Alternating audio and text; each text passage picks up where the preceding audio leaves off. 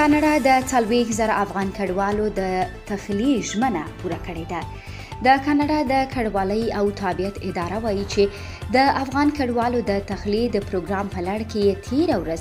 له پاکستان څخه په یوه چارتر الوتکه کې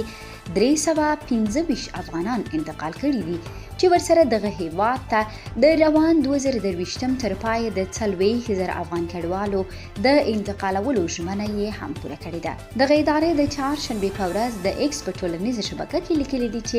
کاناډا ته دا نوي رسیدلي افغان کډوال به د دغه هیواد په 10 سیمو کې ځای پر ځای شي.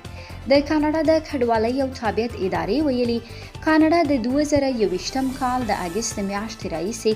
لږ تر لږه 40,000 زیانمنونکي افغان کډوالو ته د هرکلي ویلو هدف پوره کړی او په شرایطو د برابرو نورو غوښتنلیکونو باندې چې د مخه ترلاسه شوي کار روان دی. کاناډا په تیر څه باندې 2 کلونو کې د پاکستان، تاجکستان او متحده عربي اماراتو څخه افغان کډوال په چارتر شویو الوتکو کې دغه هیواد ته انتقال کړي دي. په ورته وخت کې په کاناډا کې د بیا میشتېدو لپاره د نږدې 18,000 افغانانو غوښتنلیکونه لا هم د کاناډا او نړیوالو غیر دولتي ټولنو او د ملګرو ملتونو د کډوالو ادارې